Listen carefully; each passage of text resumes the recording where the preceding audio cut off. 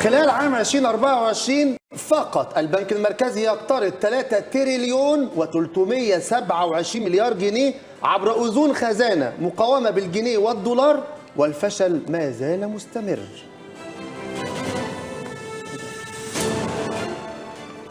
الاحتلال يقلص المنطقة الآمنة في قطاع غزة مجددا، وأصدر أوامر بإخلاء قسري للمواطنين والنازحين في منطقة دير البلح.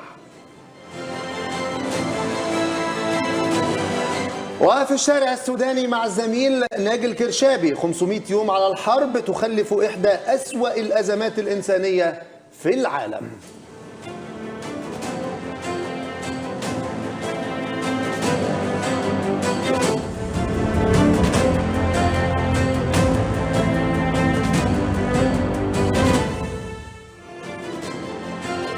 أهلا وسهلا بحضراتكم مرة أخرى، والنهاردة بنفتتح اليوم ببيان صادر عن المتحدث الرسمي باسم رئاسة الجمهورية السفير أحمد فهمي، والذي يقول فيه كلام جديد شوية خالص على الوضع السياسي المصري.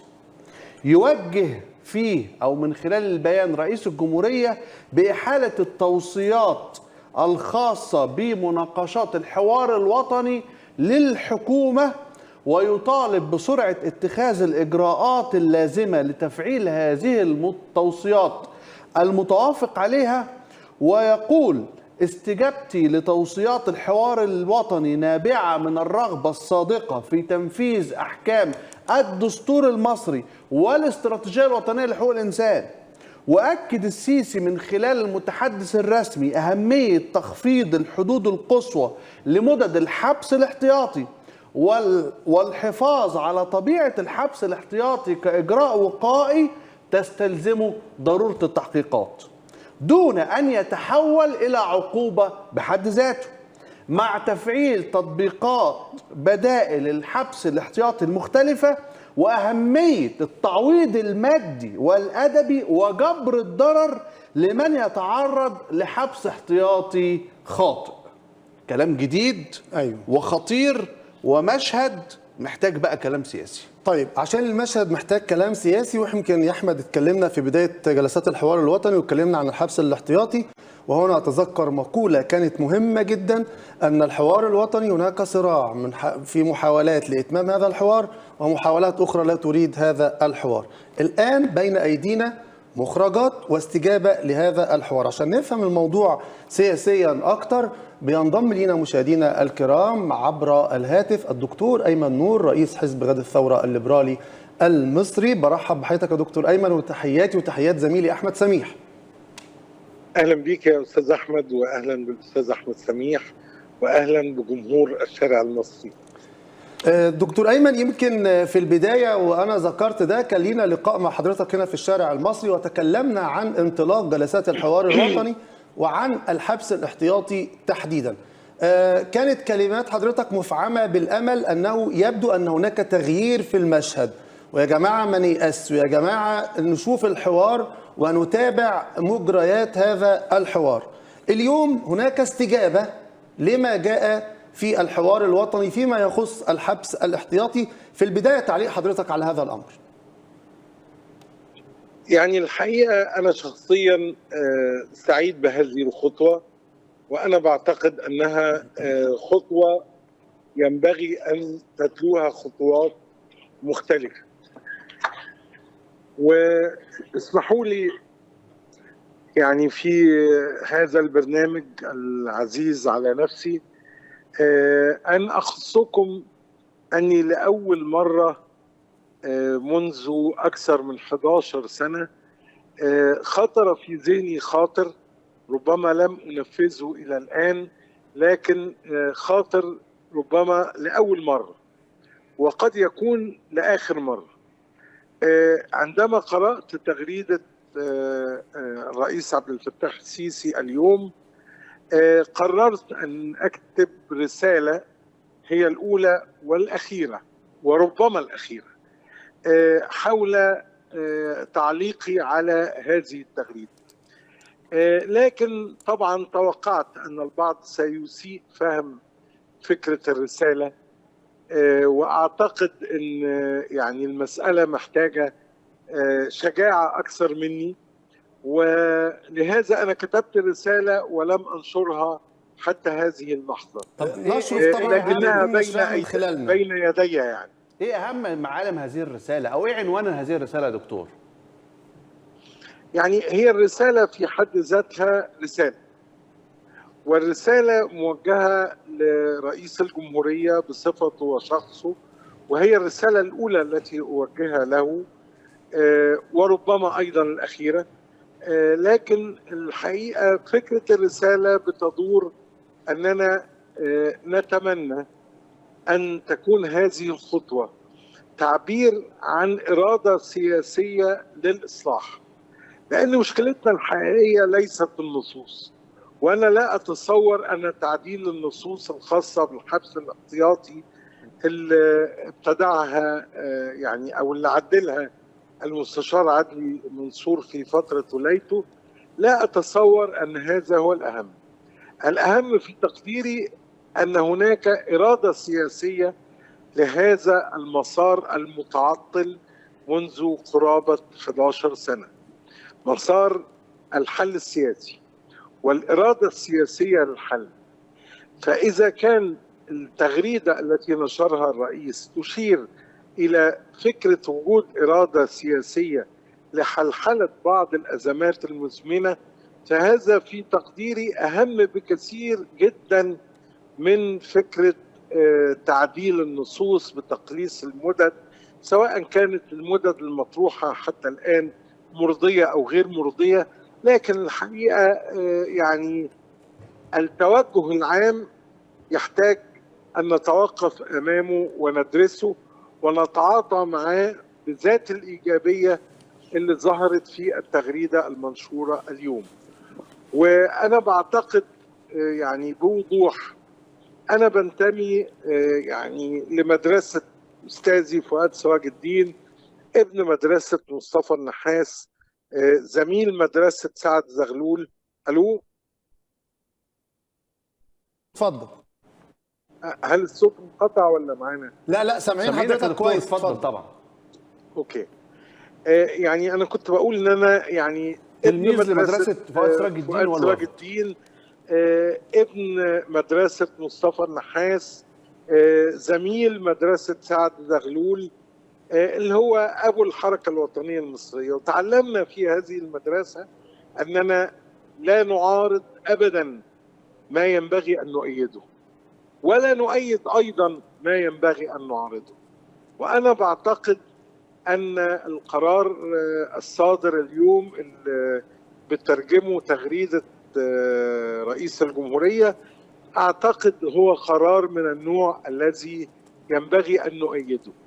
لكن هذا التأييد ليس خافيا أنه محاط بمساحة من المخاوف تحتاج أن توضع تحت نظر صاحب القرار السياسي اللي بدأ اليوم في هذه التغريدة. يعني بداية، وأنا أتحدث الآن كمحامي وليس كسياسي، نعم، أول هذه المخاوف بالنسبة لي أن يتم الالتفاف على مدد الحبس الاحتياطي كما كان يحدث في السنوات الماضية، على الأقل بالطريقة المعروفة المألوفة المؤسفة، وهي فكرة التدوير في قضايا جديدة، بمعنى أن كل من تنتهي مدة حبسه يتم تدويره في قضايا جديدة غالبا لا علاقة له بها لأنه كان رهن الحبس، لكن هي قضايا تفتح الباب أمام مدد جديدة من الحبس الذي لا ينتهي. وبالتالي إغلاق باب التحايل على مدد الحبس أهم من تخفيض مدد الحبس نفسها، وأهم من المدة أصبحت قد إيه. أيضا بعتقد أن هناك مسألة مهمة تتصل بالنيابة العامة، ويجب أن تدرك النيابة العامة أن التوجه الآن ليس هو التوسع في الحبس الاحتياطي في كل شيء وفي أي شيء كما كان يحدث. وبالتالي لابد أن القانون الذي سيتم تعديله قانون الإجراءات الجنائية، وده قانون عمره 70 سنة، لابد أن يتضمن الوسائل والبدائل للحبس الاحتياطي زي الأسورة الإلكترونية وزي تحديد الإقامة في أماكن بعينها وغيرها من الوسائل كي يكون الحبس الاحتياطي هو الحل الأخير أمام النيابة العامة وليس هو الحل الأول. وأخيرا وهذا أيضا لا أخيرا إيه يا دكتور؟ ده احنا عندنا 20 لسه سؤال لسه وبعدين أنت هتبعت لنا الرسالة تكست هنختصنا بالرسالة يعني وهنقراها على الهواء. ربما تكون غدا إن شاء الله. لا يا دكتور معدل النشر. طيب خلينا أخيرا اتفضل. أخيرا أعتقد مثلا أن هناك تعديلات مصاحبة لتعديل قانون الإجراءات الجنائية هي تعديلات واجبة. على سبيل المثال تعديل لائحة السجون وهي لائحة الحقيقة من أسوأ اللوائح ووضعت في مرحلة الخمسينات أظن في 56 أو في 57 وهي لائحة مليئة بالثغرات والخروقات ومن بينها فكرة الإجبار البدني وهي أمور مصر وقعت على اتفاقيات يعني تجعل هذه اللائحة عار ينبغي التخلص منه. ومن بين ما أريد أن أشير له في موضوع اللائحة لابد أن يعني وأنا أعرض في رسالتي لرئيس الجمهورية مباشرة هذا العرض ضرورة المساواة في قرارات العفو الرئاسي التي تصدر في المناسبات والأعياد الوطنية والدينية، المساواة بين السجناء السياسيين مع السجناء الجنائيين. لأن تلاحظ أن كل قرارات العفو التي صدرت يعني لم تشمل متهمين أو سجناء سياسيين. صحيح. في حين وهذه رسالة للموجه له الرسالة، في حين أن هناك حالات في السجناء السياسيين من السيدات ومن كبار السن ومن المرضى أعتقد أنها في حاجة لقرار عاجل يكمل الخطوة الإيجابية التي نستشعرها مع التغريدة التي صدرت التي هي في تقديري أهم بكثير من التعديلات في حد ذاتها. طيب دكتور خليني أسألك، التغريدة تعني عمل سياسي مرتقب، هل نحن بصدد حوار وطني يفضي إلى أو جلسات جديدة في الحوار الوطني تفضي إلى مصالحة وطنية شاملة؟ يعني أنا بعتقد أن قضية المصالحة الوطنية بمفهومها الواسع، المصالحة المجتمعية، هي قضية واجبة دستوريا بنص الدستور الذي ما زال معطلا لأسباب غير معلومة.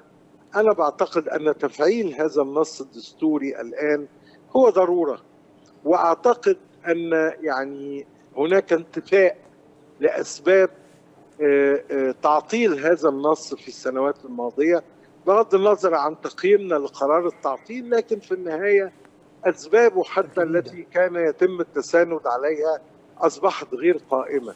وبالتالي أنا بعتقد أن خطوة المصالحة الوطنية خطوة مهمة.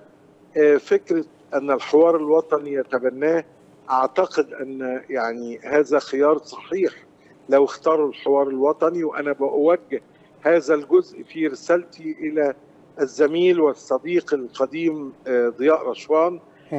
رغم أننا اختلفنا كثيرا في الفترة الماضية، لكن نعول على الحوار الوطني أن يأخذ خطوات تبنى على الخطوة الخاصة بالحبس الاحتياطي وتجدد الأمل في فكرة الحوار وتجدد الأمل في فكرة الإصلاح السياسي الشامل. طيب دكتور أيمن خلينا أسألك سؤال شديد الوضوح، هل لو دعيت لجلسة حوار وطني جديدة تذهب إلى القاهرة وتحضر هذا الحوار وتحضر هذه الجلسات؟ يعني خليني أقول بشكل واضح، ليس هناك عاقل يرفض فكرة الحوار ونحن أهل حوار، لكن كمان مجنون من يشارك في حوار بلا ضمانات وبلا حوار ما قبل الحوار. فإذا توفرت هذه الاشتراطات فأنا أول من يقدم نفسه لأي حوار وطني، بين المصريين من أجل إصلاح أوضاع بلدنا وشعبنا. وأعتقد أن هذه اللحظة إن لم تأتي الآن ستأتي غدا، وإن لم تأتي غدا ستأتي بعد غد. طب دكتور أيمن، معلش، بعد هذه الإجابة هيتسأل سؤال آخر وهيتقال: ما هي تلك الضمانات من المفترض أن تكون متاحة وموجودة للقامات السياسية الكبيرة ولكل الناس اللي المفروض يكونوا مشاركين في هذا الحوار؟ يعني بداية ليس هناك اشتراطات، لكنها تتصل بتهيئة الأجواء لمثل هذا الحوار الواسع. وأنا قلت يعني تعليقا على الحوار الوطني في جولته الأولى أن هذه هي جولة، وتقييمنا ليها إيجابي أو سلبي هو يتصل بهذه الجولة، لكنه لا يتصل بأصل الفكرة، وهي فكرة الحوار الوطني. نحن مع الحوار الوطني، ونعتقد أن هناك حوار وطني ثاني وثالث، وكل حوار منهم سيكون له مستوى من المشاركة ينبغي أن تتسع وتشمل الجميع. وأعتقد أن هذه اللحظة لحظة مهمة في تاريخ مصر، لو تحققت الآن أو غدا نعتقد أننا نسعى إليها، ونتمنى أن نرى مؤشرات إيجابية تجعلنا نتفائل أكثر وأكثر في المستقبل. طب معلش يا دكتور، ايه هو اول مؤشر لو انت سمعت عنه او شفت خبر بانه بيحصل فعلا او حصل فعلا يعطيك انطباع انها حانت اللحظة لتجهز حقيبتك للعودة للقاهرة؟ يعني أنا فكرة الحقيبة والقاهرة ليست هي الفكرة الحاكمة في الموضوع. الحاكم في الموضوع هو المشاركة الأوسع. عندما يكون هناك حوار ما قبل الحوار يهيئ لأجواء حوار أوسع لا يستثني أحدا، كما قال صاحب الدعوة يوم إفطار رمضان في الأسرة المصرية 24 إبريل، يوم 24 أبريل بالضبط، يوم أن نعود إلى صيغة هذه الدعوة، فهذا مؤشر إيجابي. الموضوع الحبس الاحتياطي في حد ذاته مؤشر إيجابي، بغض النظر بقى سيبك من موضوع الحقيبة والقاهرة واسكندرية يعني ده موضوع ثانوي، لكن تتوفر الحالة وبالضرورة يعني أن تشارك قوة تمثل المعارضة المصرية بشكل حقيقي وبشكل واسع. وأنا طبعا بقدر كل المشاركين من الحركة المدنية ومن غيرها، لكن المعارضة المصرية أوسع من هذا بكثير. طيب دكتور، حضرتك في مشاركة ومداخلة سابقة لك مع هذا البرنامج، وكنت أنا وزميلي أحمد العربي، حضرتك أشرت من بعيد إلى أن هناك إرادتين بتتصارع، لأنه كان قبل جلسة الحوار الوطني كان في عدد من حالات القبض على عدد من الشخصيات والصحفيين والشخصيات السياسية، يحيى حسين عبد الهادي، أشرف عمر. فحضرتك أشرت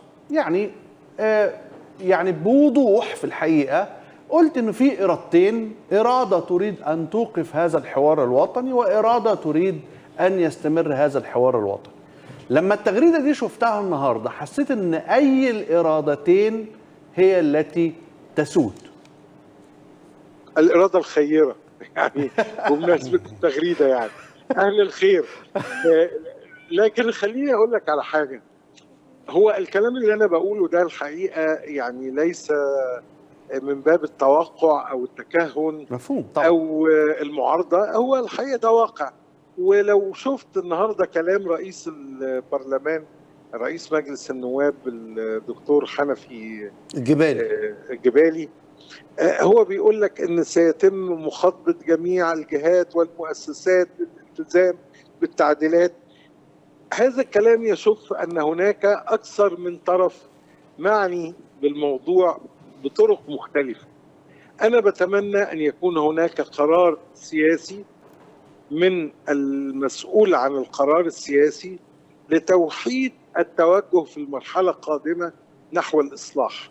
نعم، مصر تستحق هذا وتحتاج هذا، واحنا لا بنقول اشتراطات ولا بنقول ولا حاجة خالص. اعتقد ان المبادرة من جانب السلطة في موضوع الحبس الاحتياطي هي خطوة حتى ولو كانت ليست الخطوة الكبيرة، لكنها خطوة هامة يجب أن نبني عليها ونتوقع وننتظر ونتمنى مثل هذه الخطوات في المرحلة القادمة. طيب دكتور، يمكن كلام حضرتك فتح معايا سؤال مهم جدا وعايز أحصل على إجابة أنا وعدد كبير جدا من المشاهدين، والسؤال هو: هل هذه النقطة في هذا التحول والاستجابة لمخرجات جلسة الحبس الاحتياطي ثم تغريدة عبد الفتاح السيسي النهارده والبيان اللي أخرجه والكلام اللي قاله والتعديلات اللي بدأ يوافق عليها بعد هذه الحوارات وتلك النقاشات، ويبدو أنها كانت نقاشات ساخنة ومطولة وإيجابية، هل تفتح الباب، نفتح القوس ونقول هناك اهتمام آخر بقضايا أخرى إذا نوقشت في الحوار الوطني ربما تحصل عليها أمور إيجابية؟ يعني أنا بعتقد أن هناك مسائل مطروحة على طاولة الحوار الوطني، من بينها النظام الانتخابي، وهذا مسألة صحيح. مهمة. مطروح أيضا فكرة توسيع دوائر الحوار الوطني في المرحلة القادمة، والحقيقة أن هذه مسألة واجبة ومنتظرة. لكن هناك قضايا تبدو يعني ما زالت شائكة، وما زال هناك جناح ما يرى أن فكرة الإصلاحات السياسية أو الانفراجة الإنسانية والحقوقية قد يكون لها حسابات مختلفة مع بعض الجهات الأمنية. أنا بعتقد أن توجساتهم أكثر مما ينبغي، وأعتقد أن الواقع يؤكد أنه لم يعد هناك محل للتساند على هذه التوجهات، ولا بد أن يكون هناك اتجاه واحد في المرحلة القادمة يدعم فكرة المصالحة الوطنية والحوار الوطني الواسع والإفراج عن قطاعات واسعة من المعتقلين، من النساء، من المرضى، من كبار السن، في حالات أنا بعتقد أنها يعني ينبغي على القيادة السياسية اتخاذ قرارات بمبادرة منها في هذا الاتجاه، وهذا ما ننتظره ونتوقعه. نعم. طب العنوان، انا يعني حضرتك قلت الرساله هتعد للنشر غدا باذن الله، وهي رساله من الدكتور ايمن نور الى عبد الفتاح السيسي. اذا ادينا عنوان يا دكتور، عنوان حتى يعني نعرف العنوان هذه الرساله ان امكن. عنوانها رساله الى رئيس الجمهوريه بس، وهي الرساله الاولى، وهي المره الاولى التي يعني اصف شخص رئيس الجمهورية بهذا الوصف. صحيح. ولعل ده في ذاته مؤشر. وحضرتك قلت السيد رئيس الجمهورية، وده لفت انتباهنا جدا. حضرتك قلت السيد رئيس الجمهورية، ومش لفت انتباهنا بس يا دكتور، ده لفت انتباه المشاهدين كلهم، والمشاهدين كلهم في انتظار نص هذه الرسالة. شوف هقول لك على حاجة، هذه الرسالة إما ستنشر غدا أو ستطوى غدا، وأنا أعلنت عنها النهاردة عشان أشوف ردود الأفعال اللي هتخليني أنشرها بكرة أو أطويها وأؤجلها لمرحلة لاحقة. وأنا بقول لك بصراحة شديدة، أنا متوقع طبعا ردود أفعال بعضها إيجابي وبعضها سلبي. لكن خليني أقول لك أو أقول لأصحاب ردود الفعل السلبية، ليس من الذكاء أن تفعل نفس الأشياء وتنتظر نتيجة مختلفة. صحيح. أنا معني بالنتيجة المختلفة، أنا معني بالنتيجة المختلفة، أنا معني بالنتيجة المختلفة، وسنحققها بإذن الله. بحييك دكتور أيمن على هذه الشجاعة الأدبية الكبيرة واستعدادك السياسي الفطري للتعاون، لفتح أطر الحوار، للاستماع للرأي الآخر، وأيضا إقناع الآخرين بضرورة أن تكون هناك نتائج مختلفة. إذا انتهت هذه التغريدات والنتائج إلى خروج آلاف المحبوسين احتياطيا، فأعتقد أنه ده نجاح لمجموعة كبيرة من الناشطين والسياسيين الذين يعملون في صمت والذين يتحدث بعضهم. وهذا النجاح لنا جميعا، لمصر كلها، مش لشخص معين او لحزب معين او لمجموعه معينه. بشكر حضرتك جدا على هذه المداخله. خليني اقول لك حاجه يا استاذ احمد، معلش. اتفضل يا قبل دكتور. ما نختم. اتفضل. انا ما عنديش معتقلين الان كحزب يعني. كحزب. لغايه اخر المعتقلين كان عندي الدكتور محمد محي الدين وزميلنا احمد بدوي، دول كانوا اخر الناس وخرجوا. نعم. ولكن انا شخصيا بقول ان قضيه المعتقلين السياسيين او المحكوم حتى عليهم في قضايا سياسيه تتصل بالراي والتعبير عنه، انا بعتقد ان هذه هي قضيتي الاولى، وهي الهدف الاساسي الذي اعمل وساعمل وساظل اعمل، حتى لو بعض الناس لم يعجبها هذا العمل او شافت فيه اي يعني قراءة مخالفة لما يتمنوه. أنا شايف قدامي هدف وأنا أعمل من أجل هذا الهدف، حتى ولو كانت هناك سهام واتهامات ويقال ما يقال. هذا ليس همي الأول. همي الأول هو تحقيق إنجاز حقيقي في عودة المسار السياسي وعودة التقارب بين المصريين على أساس المواطنة وعلى أساس احترام حقوق الإنسان وعلى أساس الحرية لكل مصري يعيش على هذه الأرض. بشكرك يا دكتور أيمن شكرا جزيلا، وهذا ليس بمستغرب ولا غريب على الدكتور أيمن نور في دعوته. لا طالما دعا إلى الاصطفاف، لا طالما دعا إلى الحوار، لا طالما دعا إلى المشاركة في النهضة بهذه البلد من كل التيارات ومن كل الفصائل ومن كل الجماعات.